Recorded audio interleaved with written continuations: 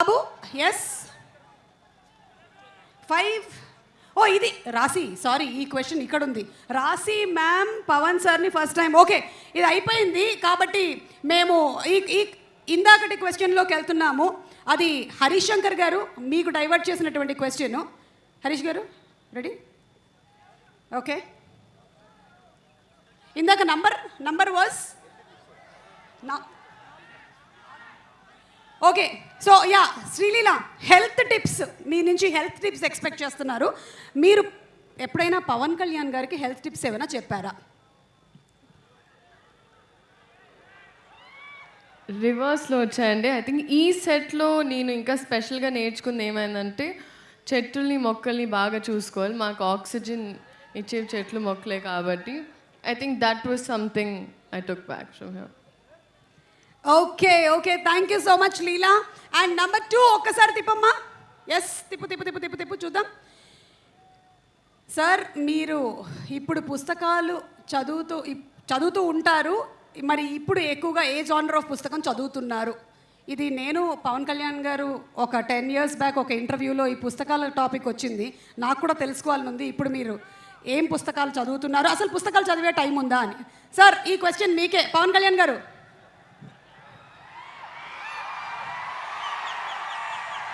పుస్తకాలు చదువుతాను.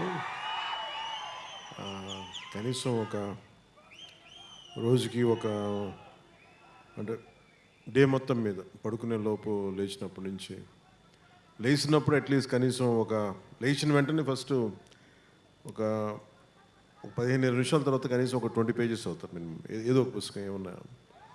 అలాగే కనీసం ఆన్ యావరేజ్ 2 గంటలు చదువుతాను అనుకుంటా మినిమం. వావ్ ఇంత బిజీగా ఉండేటువంటి మీరే ఇలా చదువుతున్నారంటే మేము ఇంకెంత చదవాలని ఆలోచిస్తున్నాం నేను, రాశి, లీలా. అండ్ అలాగే పవన్ కళ్యాణ్ గారు ఇంకొక క్వశ్చన్ ఫ్రమ్ ద ఫ్యాన్స్.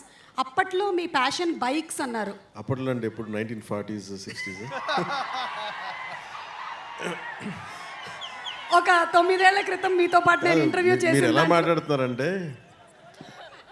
1940లో 56లో అయినా శ్రీ 420 రాజ్ కపూర్ గారితో యాక్ట్ చేసేటప్పుడు ఇట్లా మాట్లాడుతున్నారు. అంటే ఒక తిప్పి కొడితే ఎంత అండి మొన్నే కదా చేస్తా సినిమాలో.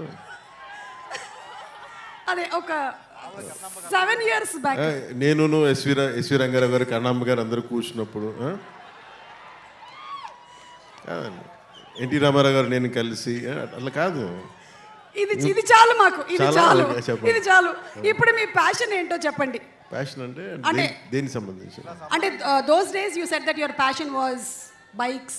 So those days in the sense 7 years back when I asked you in the interview. But ఇప్పుడు మీకు ఉండేటువంటి ఈ బిజీ స్కెడ్యూల్స్ ప్రకారం అది బిఫోర్ క్రిస్టియన్ ఎరా.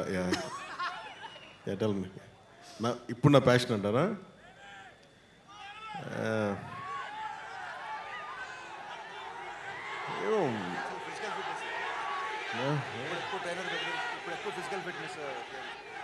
అంటే ఏది పడితే వాళ్ళు అడిగారు, ఏది పడితే వాళ్ళు చెప్పలేం కదా, అందుకని ఆలోచిస్తున్నాను.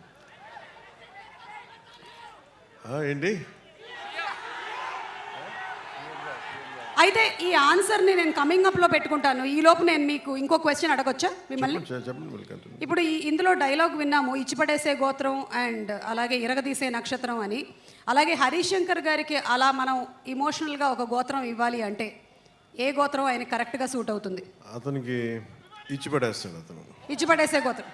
ఎందుకంటే అసలు ఏది ఊరుకోడు. నేను ఏదైనా చెప్పినా కానీ వెంటనే దానికి కౌంటర్ ఇచ్చేసి ఏదైనా నన్ను ఒప్పించడం తప్ప అతను అనుకున్నదే చేశాడు. అతను దగ్గర అది ఉంది, ఆ స్కిల్ అతనికి. అందుకే నేను డ్యాన్స్ చేయను అని మెంటలీ ప్రిపేర్ అయినా అసలు నా చేత కూర్చోబెట్టి సాంగ్ చేయించి నా జీవితంలో నేను డ్యాన్స్ చేయగలనా లేదా నాకే సందేహాలు ఉన్నప్పుడు కూర్చోబెట్టి సెట్లో లాక్కొచ్చి స్టెప్స్ వేయిస్తూ ఉండే. వాళ్ళందరూ చూస్తూ ఉండేవాడు. నేను కూడా ఎలా వేయాలి నాకు అర్థమయ్యేది కాదు. ఏదో మా వాళ్ళందరూ కోప్పడితే డ్యాన్స్ అయిపోతున్న భయంతో చేస్తాను డ్యాన్స్. ఖచ్చితంగా ఒక మాట అంటే ఉంచుకోడు ఒంటి మీద, ఇచ్చేయాల్సిందే. అలాగే ఏదైనా అనుకుంటే చేంజ్ చేస్తాను. అది నేను తను చూసి. Next question. Thank you sir. Harishankar గారి గురించి ఇంకొంచెం అడిగితే ఇంకొన్ని డీటెయిల్స్ బయటకు వచ్చేలాగా ఉన్నాయి. ఈ లోపు లేదంటే ఒక పని చేద్దాం పవన్ కళ్యాణ్ గారు, విత్ యువర్ పర్మిషన్. మీరు చెప్పినటువంటి ఆ డాన్స్ ఉంది కదా, అది ఎంత వైరల్ అయిందో మీకు మాకు మనందరికీ తెలుసు కాబట్టి దాన్ని ఫ్యాన్స్ ఎలా రీక్రియేట్ చేశారో ఒక్కసారి చూద్దాము. Let's have the video please.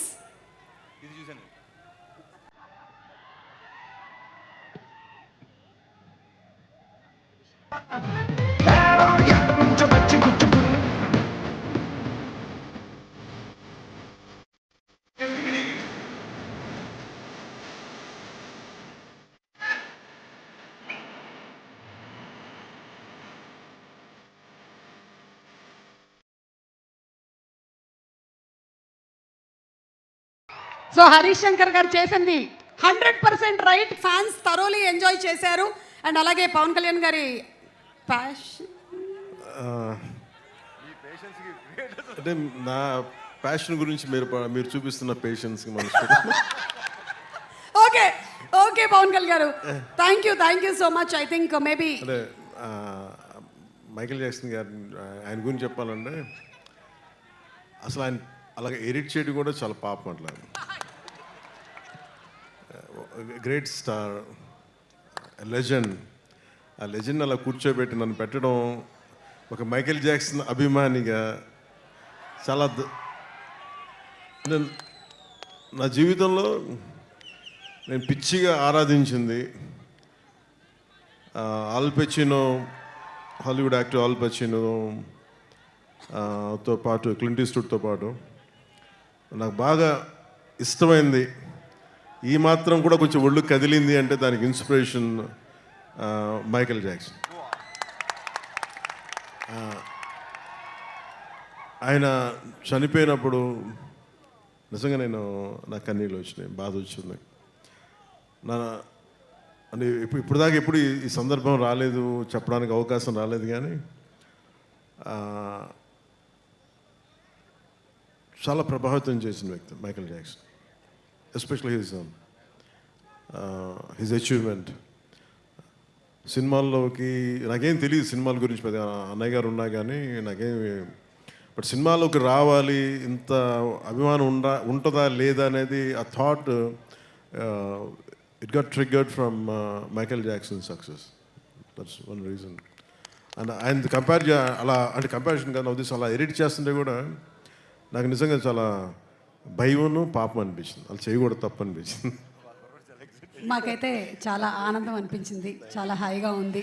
ఈ సినిమా పరంగా రెండు మనకి డిఫరెంట్గా పవర్ స్టార్ పవన్ కళ్యాణ్ గారు ఇలా మైకేల్ జాక్సన్ గారి స్టైల్లో డాన్స్ చేయడం, శ్రీలీల చేయకపోవడం ఈ సినిమాలోనే జరుగుతుంది. లీలా తను చేశారు కదా, చేసి లైట్గానే కనిపించింది, కానీ జనరల్లీ ఏంటంటే శ్రీలీలది ఒక 4 డాన్సులు మనకి విరివిగా కనిపిస్తూ అంటే ఉంటాయి. నేను చెప్పేసాను హరీష్కి, ఆవిడ డాన్స్ చేస్తే నేను డాన్స్ చేయను, ఎందుకంటే నన్ను డామినేట్ చేస్తాను.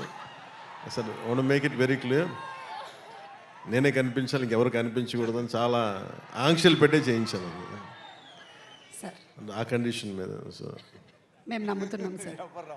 Thank you so much Pawan Kalyan garu and Leela and Raashi. Requesting both of you all to please come on stage. Thank you Pawan Kalyan garu. మిగిలిన మాటలన్నీ స్టేజ్ మీద వింటాము. And let's have our very gorgeous talented beautiful actresses Sreeleela and Raashi on stage please.